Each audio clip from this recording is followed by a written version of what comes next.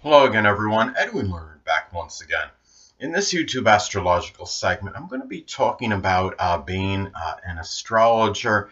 Now, first and foremost, I think that it is very important as far as being an astrologer is having, of course, the passion, the enthusiasm, and exuberance connected with it. Naturally, I mean, whether it's astrology or anything else for that matter, that if you don't have the enthusiasm and exuberance, the passion for something, then you may not do it very well, no matter how talented you may feel you are, how proficient you feel you're at it. But you have a better chance of being proficient in it if it's something that you enjoy, obviously.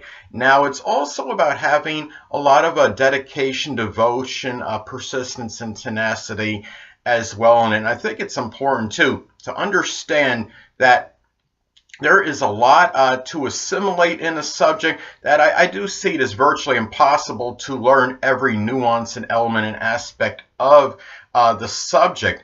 Now, also, too, it's important to stay within yourself, being true to your identity, not trying to replicate somebody else's style, whether it would be doing YouTube astrology videos or whether it would be just doing written reports or what have you, or online blogs or whatever it may be, because what happens is eventually and ultimately people may would likely catch on to that, and they would become disenchanted by that. And also, don't do it just to maybe get like some notoriety and exposure, and for that reason, because that's another thing that people will eventually catch on to, and they become cognizant of it again, just like I talked about with the other thing, that they could become disenchanted with it if they feel that's what you're doing for that reason. I mean, if you're doing like YouTube astrology videos, you're doing something that may get certain attention, you're doing this in a way that may get certain attention, that could come anyway. The popularity and the notoriety exposure, that could all come anyway at a certain point in time, but you've got to do it mainly because you enjoy doing it. I think that is paramount. And really, another thing too is that I think it's important that one must humble themselves and understand that, again, reiterating about it being really virtually, might actually literally be impossible to learn everything about astrology in a lifetime, and that and I think it's just important to come to terms with it. But the thing about it is, as far as learning it and to be a good astrologer, well, I would start out obviously with the fundamentals. First, start out with the basics. I mean, understand the signs, then the planets, then perhaps planets in signs, the houses, planets in the houses. Understand what the aspects between planets, what they're about, and also aspects to the ascendant and midheaven as well. And then if you're into the predictive astrology, and like you want to get to a point where you want to do like forecasts for people, understand transits and progressions as well. And also house rulers are important as well. Now, another thing is to understand, of course, Rome wasn't built in a day, and obtaining what you need to know astrologically, even to do actual charts and be very adept, be very proficient at them, that won't be either as well in terms of understanding all that one day and being able to do it skillfully. Now, understand too that there are many branches in astrology, whether it be mundane, electional, medical astrology, the relationship, predictive astrology. There are numerous branches to learn, and of course, two of the main actually styles of astrology, of course, are Western and Vedic. As many of you may know, my videos are based on Western astrology. I do feel, I resonate more with Western astrology. I think it's more accurate than Vedic. Some people will disagree on it. A lot of people seem to think that Vedic is better in terms of predictive astrology. I actually think Western is at least equal, if not perhaps better. That I've seen a lot of transits very accurate in terms of predictive astrology using the Western astrology method and technique. So, or as far as the transits and progressions based on Western astrology, I should say. So anyway, I think one must, and two, I think, and also some people, I mean, you may choose to branch off into a particular, I guess, field or sub, a different, a certain branch of astrology, as stated before, whether it might be mundane or medical, predictive, electional. But many people may just feel fine, and what would be suitable for them is to just learn enough just to do the chart delineations very accurately. And in those, I mean, and which is okay. And I mean, if that is what you want to do, but I would also, of course, again, reiterating what I stated before, I mean, about transits, progressions, understand, I mean, about maybe learning to do forecasts for others in predictive astrology, because a lot of people may also like to get like reports like their monthly report or a year report for them. So I would try to learn that not just the actual delineation of natal charts, but understand how to do predictive astrology as well. Also, too, I mean, if your passion, I mean, people have to understand that understanding and assimilating astrology can be very systematic and methodical process. I would not try to learn and try to absorb too much at one time. You may not retain it and remember it all, and I think you just got to kind of gradually just learn it, step-by-step progression, and learn a little bit each day and really be enjoying it. And if you're really fascinated with it, you will probably do much better at it. And that it's also important to understand that learning astrology, I mean, it's really an ongoing process, even for people that can do that are exceptional at chart delineations. They could still be learning different things. I mean, because you have so many things of astrology. I mean, the fixed stars, there are just so many different things to actually learn. Medical astrology, that, I mean, there's certain things for every, I mean, any kind of disease someone may have. There might be something in the chart which could indicate a strong propensity for that. And I mean, you look at this too. I think it's also important, as I've stated in my videos, that, you know, about not isolating any one particular, like any element, aspect, planetary placement, position, or what have you, and making an analysis on someone because of that. That is imperative to understand that you know, that you cannot do. I mean, you could take, I mean, let's take an example. Let's say that somebody, I mean, has a Leo sun, right? And their basic character, you know, you'd say, okay, very gregarious, extroverted, and life of the, you know, wants to be the life of the party, attention seeking. But let's say, though, that Sun and Leo person has a preponderance of planets below the horizon. They have it in houses 1 through 6. And let's say they have a lot of their planetary energy in feminine signs. And I mean, major astrological influences, I should say, majority of them in feminine signs.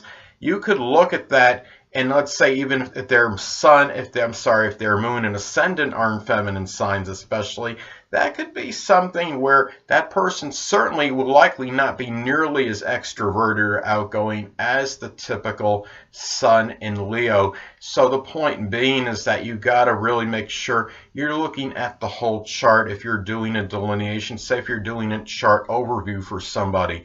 Now also too, I think it's important to remember again that the chart, I mean, is really, it's like a very intricate piece of machinery with many components in it.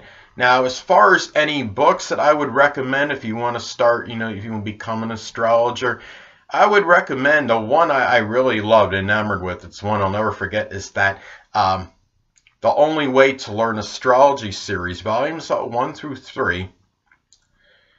It was written by Marion D. March and Joan McGivers, and it's a phenomenal series. The the volume 1 is the fundamentals of astrology. It gets into 2. I mean, I would see volume 2 is more of like the intermediate level. I think it talks about like the chart overview. I believe decadence and dwads and aspects to the midheaven, the ascendant. There are, and also I believe also house cusp, like for example, the zodiac sign Cancer on the 4th house cusp, or the zodiac sign Leo on the 1st house cusp, things like that. So, and then you have, as far as volume 3 goes, but mainly from what I remember about volume 3 was strongly about house rulers, such as the ruler of the 1st house in the 8th house, and I believe it also talked a little bit about like just general chart analysis. So there can be, though that is one that I would certainly recommend.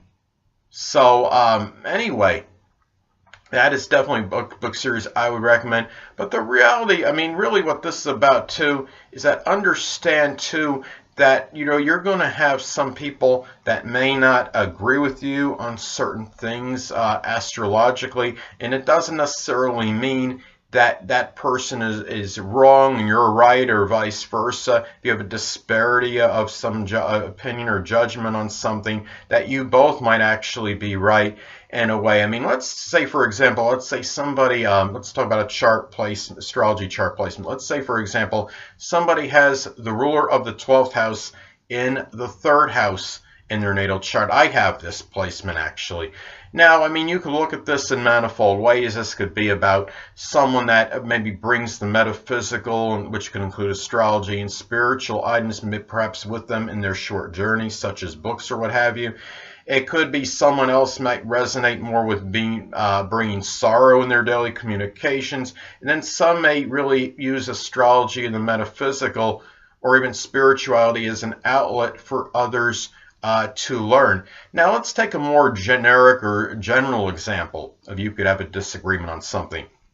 There's many subjects, manifold subjects in astrology, which could have varied opinions on it. I mean, because astrology can be very subjective. Now, let's say, for example, that somebody you're debating over, I mean, you're talking about what you think the most complex zodiac sign is. Well, that could be very, very subjective. I mean, there's really not one thing. I don't think it says, okay, this is the most complex. Some people say it's Scorpio because of the mysteriousness connected with it. But I think others can make an argument that that Pisces can be the most complex, because in theory, and I concur with this with a number of other people that believe this, that Pisces is really, I see this as the amalgamation of the 11 previous zodiac signs. And also Aquarius, there's an argument for Aquarius being the most complex zodiac sign because they are so paradoxical. For example, the propensity, the ability to make friends readily, but yet they could be very detached and hard to know deeply, as an example.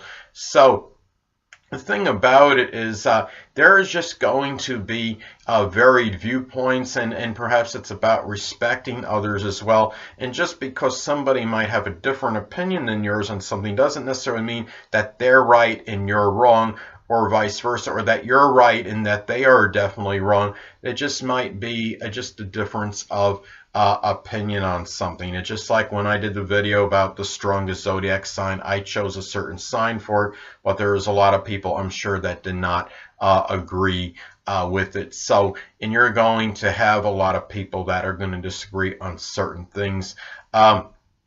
I mean, what's generally could be consistent are interpretations for just like, you know, like as far as house placements and what the zodiac signs mean and things like that. But when you're talking about something in general and you're trying to choose, well, what sign, you know, is the strongest or the weakest, and things more of a generic nature, you could have a wide divergence of opinions on that, of course. So anyway,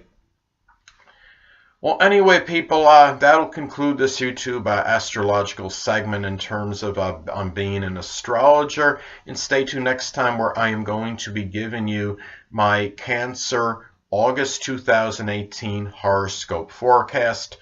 2 things I want to get with you on before I head out. Firstly, the stars may impel but do not compel.